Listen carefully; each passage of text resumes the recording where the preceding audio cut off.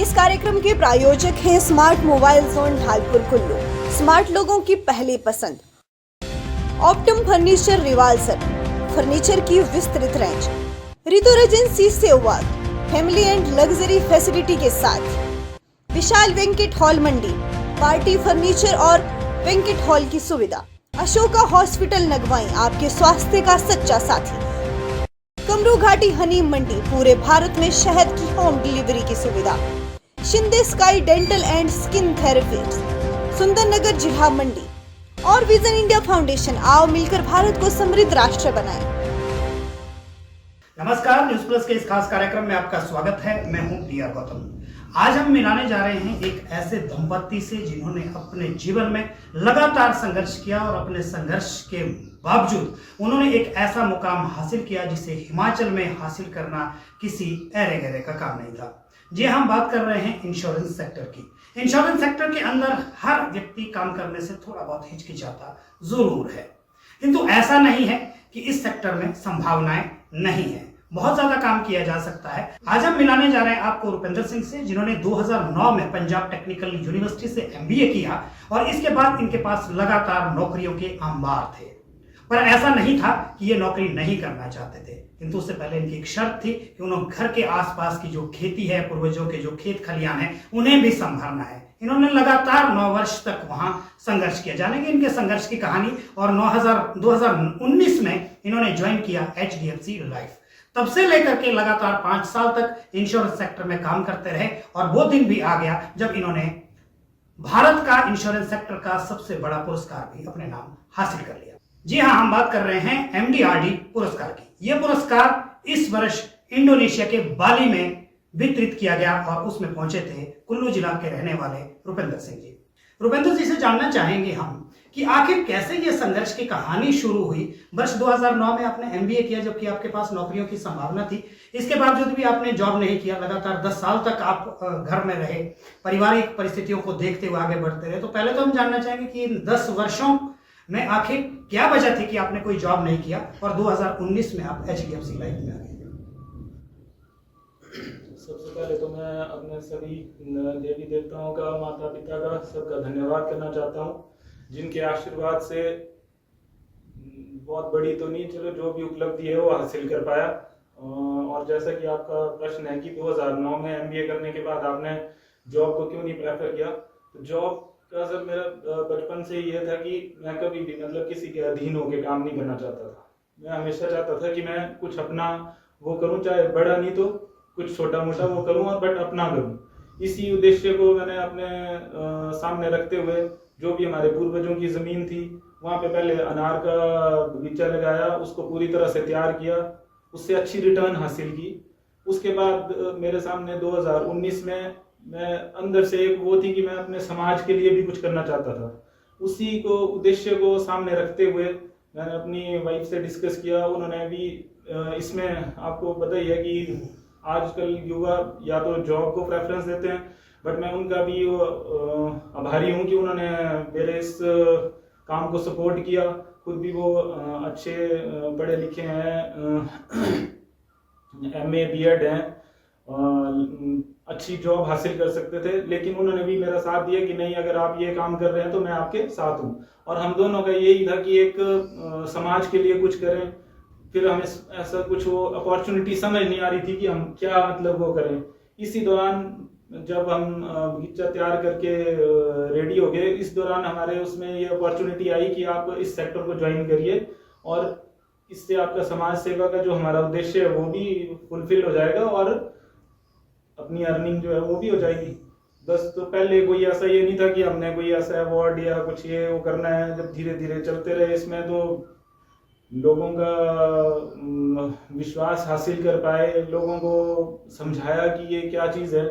जब उन्होंने इसको समझा, और बहुत से लोगों का, उनका भी मैं बहुत धन्यवाद करना चाहता हूँ जिन्होंने हमारे कहने पर या हमारे समझाने पर इस सेक्टर में इन्वेस्ट किया। और मेनली तो ये उन्हीं लोगों की उपलब्धि है जिनकी वजह से हम ये अवार्ड जीत पाए। और ये जैसे कि हर साल ये इंश्योरेंस सेक्टर में एक अवार्ड होता है, इसको ऑर्गेनाइज करती है इंश्योरेंस इंडस्ट्री। मतलब टॉप अवार्ड है ये एक तरह का, मतलब मैं बता नहीं सकता, मतलब जो इस सेक्टर को जानते हैं उनको पता है। आपको अप्रॉक्सीमेटली काफ़ी बिजनेस करना होता है एक साल में, और मैं यंगेस्ट था मतलब पूरे हिमाचल में जिसने इसको हासिल किया। जी बिल्कुल, आपने जिस तरह से हमें जानकारी है कि जो MDRT का जो पुरस्कार होता है वो बहुत बड़ा होता है। इस बार भी भारत से बाहर इसका इसको ऑर्गेनाइज किया गया था और उसमें आप पहुंचे। ये सिर्फ आपके लिए नहीं बल्कि पूरे कुल्लू जिला के लिए गौरव की बात है कि इतनी उपलब्धि के बाद, इतनी सारी मेहनत के बाद वहां पर पहुंचे, क्योंकि जैसे कि हमने पहले भी बताया कि इस पुरस्कार को हासिल करना किसी अरे गरे का काम नहीं था, पर आप यहाँ तक पहुंचे, आपने इतना सारा HDFC लाइफ के साथ वो किया। तो एक साल का ये पुरस्कार होता है, इसमें किन किन लोगों को आप धन्यवाद देना चाहेंगे कि इस पूरे एक साल में आपने एक टारगेट हिट किया, और उस टारगेट को हिट करने के लिए आपके जो सबसे ज्यादा होते हैं वो इन्वेस्टर होते हैं या जिन्होंने इंश्योरेंस लिया हुआ है वो लोग हैं। इनके साथ साथ जिन लोगों को आप चाहते हैं कि मैं उन्हें भी इस पुरस्कार का श्रेय देना चाहता हूं, तो कौन ऐसे लोगों की लिस्ट है जो एक साल तक इस टारगेट को हिट करने में आपके साथ रहे? सबसे पहले मैंने आपको बताया ये जी, देवी देवताओं के आशीर्वाद के बिना तो ये संभव ही नहीं है। उसके बाद माता पिता का आशीर्वाद, मेरे धर्मपत्नी जी, उनके माता पिता, मेरे जो शुभ चिंतक है, मेरे यार दोस्त, उन्होंने सब ने मतलब मुझे बहुत सपोर्ट किया। बहुत मेरे ब्रांच के branch head mister Neeraj Thakur ji, मेरे मैनेजर मिसेस ममता शर्मा जी, ममता शासनी जी, उन सब ने मुझे बहुत सपोर्ट किया। सब ने बहुत अच्छे से गाइड किया। इन्हीं लोगों की और सबसे मेन जो है इसमें इन्वेस्टर्स, जिनको हमने बताया और उन्होंने हमारे कहने पे इन्वेस्ट किया, उन सब के इन्वेस्टमेंट के बिना तो ये पॉसिबल ही नहीं है, आपको पता ही है। और मैं समझता हूँ सबसे डिफिकल्ट काम है किसी की जेब से पैसे निकालना।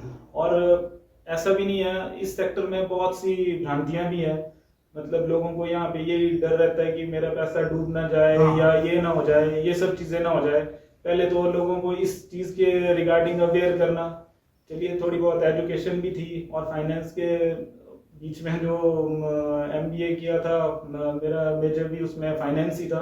थोड़ा सा ये नॉलेज हो गया कि कैसे लोगों को करना है। और हम जो भी पैसा कमाते हैं, इतनी मेहनत से पैसा कमाते हैं, मैं यही चाहता हूँ कि इस पैसे को आप, मेरा सभी लोगों से यही है कि ऐसी जगह पे हम इन्वेस्ट करें, एक तो वो सुरक्षित रहे, दूसरा वो मतलब आपको अच्छा रिटर्न दे।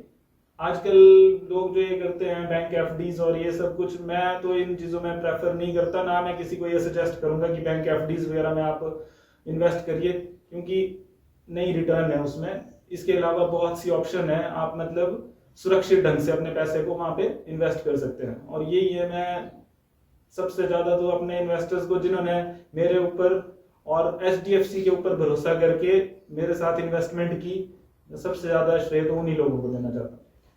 लगातार इंश्योरेंस के सेक्टर के अंदर बहुत सारी संभावनाएं हैं, हर व्यक्ति को इंश्योरेंस करना चाहिए। तो जो किस तरह से क्या है कि आखिर इंश्योरेंस के क्या क्या बेनिफिट है और किन किन सेक्टर में इस समय HDFC इंश्योरेंस करवा रहा है? HDFC के बारे में मैं थोड़ा सा आपको बताना चाहूँगा। HDFC तो बहुत बड़ा ग्रुप है, 18 तरह के बिजनेसेस में वो काम कर रहा है। HDFC अर्गो है, जनरल इंश्योरेंस में काम करता है। HDFC लाइफ है, लाइफ इंश्योरेंस में काम करता है। HDFC बैंकिंग है, आप देख रहे हैं हर जगह HDFC की ब्रांचेज हैं, जहाँ भी आप जाएं हर आपको 20-50 किलोमीटर के बाद HDFC की ब्रांच मिल जाएगी। तो HDFC ने जब सन 2000 में HDFC को HDFC लाइफ का लाइसेंस मिला, और ये लाइसेंसिंग पूरा गवर्नमेंट की अंडरटेकिंग होती है, IRDA के अंडर ये सारी चीजें होती हैं, insurance regulatory development authority of India, वो इंश्योरेंस प्रोवाइड करती है, तभी कोई कंपनी जो है मतलब इंश्योरेंस का काम कर सकती है। तो उसी तरह से HDFC जो थी LIC के बाद पहली कंपनी है जिसको लाइसेंस मिला है 2000 में। उसके बाद आज 23-24 साल हो गए, मतलब बहुत बड़ा ग्रुप है, बहुत बड़ी मतलब वो है, इसके 18 तरह के बिजनेसेस हैं। कोई लोन में ही सिर्फ वो लोन ही देते हैं, कुछ इंश्योरेंस ही करते हैं, कुछ यही है। इस तरह से इसका वो है। आपके पास कौन कौन से सेगमेंट है, क्या क्या इंश्योरेंस? हमारे पास सर लाइफ है, हेल्थ है, जनरल इंश्योरेंस है, मतलब इसमें आपका आ गया कोई जैसे हेल्थ से रिलेटेड इंश्योरेंस करना चाहता है वो भी है, कोई मतलब अपने चाहे जनरल इंश्योरेंस में आ गया आपके गाड़ियां, मकान, दुकान, जो भी है हर तरह की वो है। FDs है, RDs है, मतलब जिस भी तरह से लोग मतलब अपने पैसे को ग्रो करना चाहते हैं उनके लिए हर तरह की सुविधा हमारे पास उपलब्ध है। जितना चलो हमें नॉलेज है हम गाइड कर सकते हैं। मैं तो यही चाहता हूँ लोगों को कि आप इन्वेस्टमेंट करिए चाहे ना करिए, बट एक बार हमसे जरूर मिलिए ताकि हम उनको जितना हमें नॉलेज है वो अवेयर कर सकें। मैं कुछ लोगों का उनको वो भी दे सकता हूँ जिनकी हमने इन्वेस्टमेंट कराई, उनको रिटर्न्स आने शुरू हो गए हैं। कितने अच्छे रिटर्न्स हैं वो खुद आपको बता सकते हैं कि कितना उनको मिल रहा है और क्या मिल रहा है। जी बहुत बढ़िया। जिस तरह से हमने जाना आज कि इन्होंने कैसे संघर्ष के साथ, मैं एक सवाल आपसे करना चाहूंगा कि इन 5 वर्षों के अंदर आपने लाइफ इंश्योरेंस के अंदर काम किया, क्या दिक्कतें आई, क्या मुश्किलें आई इसके अंदर, कैसा रहा सफर? सर दिक्कतों का तो अब ऐसा है कि जब भी आप कोई काम शुरू करते हैं वो सबसे पहले तो मतलब क्रिटिसाइज करने वाले आपको पता ही है। मैं तो मतलब चलो इनसे बचपन से ही उनसे वो मेरा वो है। पहले जब मैंने एमबीए किया उसके बाद जब मैंने अपना बगीचे करने का, बगीचे लगाने का या ऐसे करने का, वो क्रिटिसिज्म वहीं से शुरू हुआ कि एमबीए करने के बाद क्या अभी इस काम में लगे हैं, क्या खेती बाड़ी। अगर कई लोगों ने यहाँ तक बोला कि अगर किल नहीं कुदाली चलानी थी बोले तो एमबीए का ही क्या किया। तो ऐसे ऐसे सर वो हुआ। इस सेक्टर में भी लोग ये बोलते ही हैं कि ये जी आप जब भी जाते हैं आगे हमारे पैसे लुटने आगे, या मतलब हमारे पैसे डुबो देंगे, या ऐसी बहुत सारी चीजें होती रही। बट मेरा तो ये है कि जी जब तक क्रिटिसिज्म नहीं होगा तब तक आप आगे भी कैसे बढ़ेंगे। अगर आप गए, किसी ने आप चले गए, आपको आपने इन्वेस्ट करने के लिए बोला, उन्होंने कर दिया, फिर उसमें भी क्या मजा है। जब तक आपको उन्होंने अवेयर नहीं करेंगे या क्रिटिसिज्म आपका नहीं होगा तो तब तक कैसे आप आगे बढ़ेंगे। मेरा यही है कि जो भी और भी इस सेक्टर में लोग हैं या वो है, मेरा उनसे यही है कि आपको बस पीछे नहीं हटना है, डटे रहना है। लोग तो आपको क्रिटिसाइज करेंगे। लगातार आपने 2 पड़ाव क्रिटिसिज्म के देखे, जिसको जन आलोचना कहेंगे हम, या लोगों की उपेक्षा आपने झेली। वो एक 10 वर्ष का सफर था 2009 से 2019 तक, जब आप एमबीए करने के बाद जॉब नहीं कर रहे थे और लोग लगातार आलोचना कर रहे थे। दूसरा एक आलोचना का सफर ये भी रहा होगा कि 2019 से आज 2023 तक जो 5 वर्षों में आपने इंश्योरेंस सेक्टर किया, वहां भी लोगों ने ये कहा होगा कि यार इंश्योरेंस तो आजकल 10वीं 12वीं लग जाते हैं, तो वो कौन सा बड़ा ये किया। तो कौन सा मुश्किल दौर था, वो 10 वर्षों का या इन 5 वर्षों का? देखिए सर मुश्किलें तो दोनों अपनी अपनी जगह थी, दोनों डिफरेंट है। बट यहाँ पे थोड़ा सा मुझे जब लोगों के मिलके जब हम उनको अवेयर कर पाए तो लोगों को उस स्ट्रगल का हमें ये बेनिफिट मिला। जो अच्छे लोग थे जिन्होंने देखा है कि नहीं ये अच्छे हैं, स्ट्रगल किया इन्होंने, ऐसा ये हमारे पैसे को गलत इन्वेस्ट नहीं करेंगे, उस स्ट्रगल का हमें ये बेनिफिट मिल गया। थोड़ा सा लोगों ने नहीं यार आप बोल रहे हैं तो ठीक है, जो आप बोल रहे हैं मतलब ठीक ही होगा, मतलब ऐसा वो नहीं है। अब मैं वही कहूंगा कि जब आपने स्ट्रगल किया उसका आपको बेनिफिट भी मिलेगा ही। वही बेनिफिट हमें यहाँ मिला जब लोगों ने देखा कि नहीं यार इस सेक्टर में। मैं सबसे पहली बात ये बोलना चाहूंगा कि एक आपकी मतलब क्या बोलूंगा, एक जो होती है मतलब लाइफ आपकी अच्छी होनी चाहिए। अगर आपकी मतलब ऐसे होगा, अब कुछ भी अगर आपका वो ठीक नहीं होगा, मतलब अब वही है कोई क्रिमिनल बैकग्राउंड से हो या फ्रॉड टाइप हो, वो ज्यादा नहीं। कैसे अब आप खुद ही सोचिए, मैं आपके पास आ गया, आप देख आप मेरे को जानते हैं कि ये पहले भी इन्होंने फ्रॉड किया, ये किया है, तो आप अपना पैसा नहीं लगाएंगे। बस यही है सर। तो उस स्ट्रगल का मुझे यहाँ पे फायदा मिला, मैं यही कहूंगा। और सबसे मेन एजुकेशन को लोग देखते हैं कि अगर एमबीए किया है, इनको नॉलेज है। ऐसा नहीं है कि 10 पास किए हुआ भी एजेंट तो होगा, वो समझा देगा, लेकिन जो आपको नॉलेज है, एक होता है कि बस मैंने जाके अपने प्रोडक्ट को बस सेल कर दिया, उससे उसका हमने वो नहीं किया। मेरा सबसे मेन यही रहा हमेशा से कि नीड एनालिसिस, कि सामने वाले बंदे को जरूरत क्या है। ये नहीं कि मुझे कोई अपना टारगेट है या कोई मेरा वो है, बस मैं वो कर दूं, जाके वो पूरा कर दूं और उनको छोड़ दूं। नहीं, ऐसे नहीं। मैंने सबसे पहले उनकी नीड एनालिसिस की, नहीं आपने ये इंश्योरेंस अगर ली है तो आपको ये इस तरह से लेनी चाहिए, ताकि आपका जो हमारा मेन उद्देश्य क्या होता है, एक हेल्थ और एक बच्चों की एजुकेशन। ठीक है जी। अगर आज मैं अपने बच्चों को किसी पर्टिकुलर स्कूल में पढ़ा रहा हूँ, आज मुझे कुछ हो जाता है तो क्या कल मतलब वो कंटिन्यू कर पाएंगे उसमें? अगर अल्टीमेटली आप देखिए काम तो सिर्फ पैसा ही आएगा।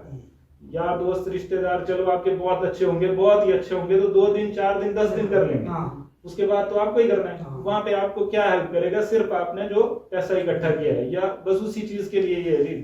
सबसे मेन तो जब सेटिस्फेक्शन तब होती है जब किसी को क्लेम मिलता है, और जब आप उनके वो सुनेंगे कि नहीं जी आप आगे थे, चाहे हमने बुरे मन से ही किया होगा हाँ। पर किया था, तो आज हमारे वो काम आ गया, आज हमारे बच्चों के वो काम आ रही है वो चीज। तो बहुत बढ़िया। इस तरह से 15 साल तक जन उपेक्षा आपने झेली और उन 15 सालों के बाद आज जो आपने अवार्ड हासिल किया है उससे संभवतः उन लोगों को जवाब मिल गए होंगे जिन्होंने कभी कहा था कि यार रुपेंद्र का जो कदम है वो गलत था, और आज आपने हासिल किया, उसके लिए आप बधाई के पात्र हैं। आपके साथ आपकी धर्मपत्नी है पुनीत जी। पुनीत जी भी इंश्योरेंस सेक्टर में काम कर रही हैं लगातार। पुनीत जी से हम जानना चाहेंगे कि आखिर क्या दिक्कत है इस फील्ड के अंदर, आप एक महिला होने के बावजूद, एक लड़की होने के बावजूद, और खास करके टीचिंग सेक्टर में आपका फैमिली का जो बैकग्राउंड रहा कि नहीं यार अध्यापक बनना है, वो सारी चीजें आपके संघर्ष के साथ भी जुड़ी रही होगी। तो इस संघर्ष में आपने क्या क्या फेस किया और कैसे आप इस शिखर पर पहुंचे? नमस्कार सर, मैं सबसे पहले तो आपको ये बताना चाहती हूँ कि जो मेरे हस्बैंड हैं पटियाल साहब, इन्होंने सबसे पहले तो इस फील्ड को चूज़ किया था क्योंकि इनका मकसद यही था कि मैं पहले खुद को स्टैंड करने के बाद उसके बाद मैं समाज के लिए अपनी लाइफ का एक हिस्सा देना चाहता हूँ। तो वो हम लोगों ने काफ़ी सोचा कि कैसे हम इस काम को कर पाएंगे कि जिसमें हम अपने लिए भी करें और समाज के लिए भी करें। तो इन्होंने जब ये स्टेप उठाया, इस फील्ड में आने का सोचा, तो साथ में इन्होंने मुझे भी कहा कि तुम भी साथ में ज्वाइन करो। तो मैंने भी वहाँ पर एजेंसी मेंटोर ज्वाइन किया। तो मतलब इस फील्ड में सबसे बड़ी जो दिक्कत रहती है, दिक्कत अवेयरनेस की कमी ही रहती है। क्योंकि अगर मैं बात करूं, हमारा चाहे आप चंडीगढ़ की बात करिए या दिल्ली की बात करिए, वहाँ पर लोग अवेयर हैं। वहाँ पर क्या है कि किसी कंसल्टेंट को वो खुद कॉल करके बुलाते हैं कि हमें ये प्रॉब्लम हो रही है, आप हमें गाइड करिए, आप कैसे हमें गाइड कर सकते हो, आप हमारा पैसा, हमारी लाइफ को कैसे सिक्योर कर सकते हो। लेकिन जो हमारा हिमाचल स्टेट है, यहाँ पर अवेयरनेस की बहुत कमी है। रीज़न शायद कुछ रहे हों, कई रहे हों, क्योंकि बहुत सारी ऐसी कंपनीज भी मार्केट में आई, बीच में ऐसी कंपनीज भी आई जिन्होंने लोगों का पैसा जो है, लोगों को प्रलोभन दिए, लालच दिए और उनका पैसा लेकर के वो कहीं उसका मिसयूज कर गए। तो लोगों में अवेयरनेस की भी एक कमी रही। तो हमें सबसे ज़्यादा दिक्कत ये अवेयरनेस की कमी ही इस फील्ड में महसूस होती है कि लोगों में अवेयरनेस नहीं है। एक दौर था संघर्ष का जो जहाँ तक हमने जाना कि बहुत मुश्किल है एक हाउसवाइफ को घर से बाहर निकलना। आपके अभी तक जब हम बात कर रहे थे, एक संघर्ष की कहानी भी बीच में जुड़ती रही होगी कई तरह की। जैसे आपने बताया कि 2 जुड़वा बच्चे घर में छोड़ करके 2 दिन के लिए हम यहाँ से जोत क्रॉस करके निकल गए थे, तो वहाँ पूरी बारिश की तरह फंस गए थे। कैसा था वो दौर, क्या क्या रहा? सर वो दौर मतलब अगर मैं आपको अभी भी बात करूं तो मतलब अगर सपने में भी अगर वो वैसा मंजर हमारे आता है तो मतलब हमारी रूह तक कांप जाती है सर। क्या रहा था कि हम यहाँ से निकले थे, अपने आउटर सराज यहाँ से निकले थे। हमारे कोई रिलेटिव थे, उन्होंने ही हमारे पास इन्वेस्ट करवाना था। तो हमें लगा कि ये इन्वेस्ट अगर हमारे पास करवा रहे हैं तो हम उसको डिले नहीं कर सकते हैं। रीज़न ये भी रहा कि मतलब कभी भी किसी के साथ कोई मिसहैपनिंग हो सकती है, कुछ भी हो सकता है, और कल दिन को हमें हमारे मन में ये ना रहे कि हमने वहाँ पर लेट किया इसलिए सामने वाले को कोई रिटर्न नहीं मिल पाया। तो मन में हमारा यही रहता है कि जहाँ से हमें पहले कॉल आ जाए तो कोशिश यही रहती है कि हम वहाँ जा करके सबसे पहले बाकी सारे काम छोड़ करके पहले वहाँ चले जाएं, क्योंकि कल दिन को हमारे मन में ही कोई बोझ ना रह जाए। तो हम जब जैसे ही यहाँ से जलोड़ी के पास पहुंचे तो दोनों तरफ से रास्ते बंद हो चुके थे। बारिश बहुत तेज हो गई और रास्ते बंद हो गए। तो बीच में हमने क्या किया कि हम वहाँ से मतलब एक लिंक से होते हुए जब हम आगे बढ़े, जिस डेस्टिनेशन पर हमने पहुंचना था हम वहाँ पर पहुंचे, और पहुंचते ही जिस दिन हम पहुंचे रात को वहाँ पर लैंडस्लाइड हो गया, बादल फट गए और लैंडस्लाइड का 27 किलोमीटर का पैच जो है वो बीच बीच से जो है वो बिल्कुल ही खत्म हो गया। तो हम निकले 2 दिन के लिए थे, अपने जो वहाँ बच्चों को छोड़ करके 2 दिन के लिए निकले थे कि एक दिन जाएंगे और एक दिन हम वापिस आ जाएंगे। बट हम वहाँ पर 10 दिनों के लिए अटक गए। तो वो जो था कि वो लाइफ का एक सबसे जिसको बोल सकते हैं कि बहुत ही एक्सपीरियंस, बहुत ही डरावना एक्सपीरियंस हमारा रहा, क्योंकि सेम टाइम में हमारे जो बिटिया थी हमारी, वो हॉस्पिटलाइज हो गई, उसको निमोनिया हो गया। तो ऐसे टाइम में पेरेंट्स, माँ बाप ही बच्चों को चाहिए होते हैं। तो हम लोग इस तरीके से अटक गए कि अब हम वहाँ जाएं तो जाएं कैसे। तो जब हम वापस आए तो पीस आते हुए भी 2 पॉइंट ऐसे थे सर जहां पर हम लोगों को लगा कि बस अब हमारे बचने की संभावना नहीं है, लेकिन फिर भी माँ भवानी की कृपा रही है, बड़ों बुजुर्गों का आशीर्वाद रहा है, और सबसे बड़ी बात की ये और हम दोनों जब साथ थे तो हम दोनों का एक साथ रहा, जिसकी वजह से आज हम सेफ हैं और लोगों को सेफ इन्वेस्टमेंट करवा रहे हैं। जी, बहुत बढ़िया। कार्यक्रम के अंत में हम आपसे चाहेंगे कि इंश्योरेंस के सेक्टर में जागरूक करने के लिए आप क्या कहना चाहेंगे लोगों से? जी बिल्कुल। मैं लोगों से ये कहना चाहती हूँ कि जैसे हम लोग अपनी गाड़ियों को सिक्योर करते हैं, गाड़ियों की इंश्योरेंस हम करवा रहे हैं, वैसे ही हमें अपनी लाइफ को भी सिक्योर करना चाहिए। क्योंकि एक फॉरेन पॉलिसी ये रहती है, अगर हम बाहर की बात करें, बड़े बड़े इन्वेस्टर्स के साथ जब हम, बड़े बड़े बिजनेसमैन के साथ जब हम मिलते हैं, तो हमें वहाँ से पता चलता है कि वहाँ पर लोग क्या करते हैं कि हेल्थ एजुकेशन इसको पहले ही सिक्योर, अपनी हेल्थ को, अपनी एजुकेशन की भी बात कर सकते हैं, लाइफ की बात कर सकते हैं, या बिल्डिंग्स या कोई भी आपकी प्रॉपर्टीज हैं उनको पहले ही सिक्योर कर लेते हैं, क्योंकि उससे क्या रहता है कि सरकार के ऊपर दबाव नहीं रहता है। लेकिन भारत में क्या है कि लोग जहाँ पर मतलब लाइफ को, सबसे इम्पोर्टेंट लाइफ है, लेकिन हम लाइफ को ही सिक्योर नहीं करते हैं कि हमें क्या हो जाएगा। लेकिन भगवान से यही दुआ है कि किसी को भी कुछ ना हो, किसी को भी कुछ ना हो। लेकिन अगर गलती से किसी घर के मुखिया को, जो उस घर का मुखिया है, जो उस घर का अर्निंग सोर्स है, उसको अगर कुछ हो जाता है तो उसके परिवार का क्या होगा। तो मेरा यही लोगों से यही अनुरोध है कि वो अपने आप को जितने से ज़्यादा हो सके उतना सिक्योर करिए, ताकि आप, क्योंकि इस सेक्टर में मैं आपको क्लियर बात करना चाहती हूँ कि हमारा जो ये लाइफ सेक्टर है, इसमें आपको रिटर्न भी बहुत अच्छे मिलते हैं, प्लस आपकी लाइफ को भी सिक्योर किया जाता है। अब सर अगर मैं आपको सिंपल सी बात करूँ कि अब जो दुर्घटना जोशीमठ में हुई अभी हाल ही में, लोगों ने अपने घरों को उनका इंश्योरेंस नहीं करवाया था, पूरी की पूरी पूरा एरिया ही जो है वो इतने उस पे आ गया, त्रासदी के उस पे आ गया। अगर उन्होंने अपने घरों को सिक्योर करवाया होता, उनकी इंश्योरेंस करवाई होती, तो आज सरकार से कुछ मांगने की जरूरत नहीं पड़ती, क्योंकि इंश्योरेंस हुई थी। लेकिन उन्होंने इंश्योरेंस नहीं करवाई थी, अब वो सरकार के ऊपर बोझ बन गया है कि सरकार तरक्की करे या फिर जो इस तरीके से ये दुर्घटनाएं हो रही हैं इन्हें देखें। तो सरकार का भी ये रहता है कि वो इस सेक्टर में जो है ज़्यादा से ज़्यादा इन्वेस्ट करें, क्योंकि अभी अगर हम बात करें तो सबसे ज़्यादा ग्रोइंग इंडस्ट्री जो है वो हमारी इंश्योरेंस इंडस्ट्री और हमारी लाइफ, ये हेल्थ इंश्योरेंस इंडस्ट्री जो है, ये इस टाइम टॉप पर जो है, ग्रोइंग उस पे है।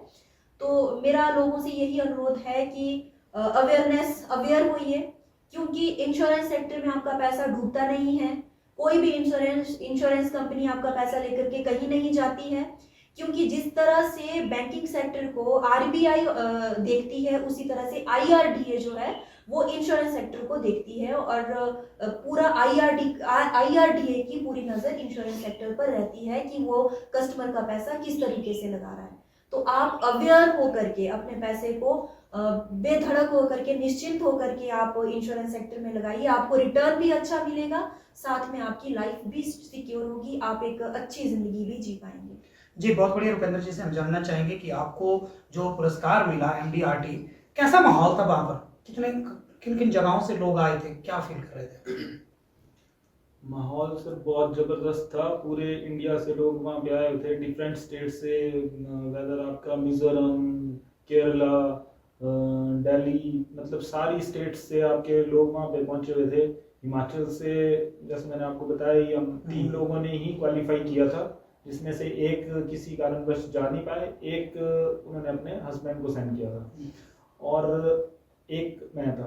पूरे हिमाचल में सिर्फ कुल्लू डिस्ट्रिक्ट से ही 3 MDRTs थे, बाकी पूरे हिमाचल में इसको कोई अचीव नहीं कर पाया। और जो माहौल वहाँ पे था, जब आपको इतने लोगों के सामने, हजारों लोग, लगभग 1200 लोग थे, 1200 लोगों के सामने जब आपको आपकी मेहनत को रिकॉग्नाइज किया जाता है और वो किया जाता है, तो मैं मतलब क्या सी फीलिंग है उसको मैं शब्दों में वो नहीं कर सकता कि मतलब वो तब आपको लगता है कि नहीं, आपने मतलब कुछ अचीव किया है।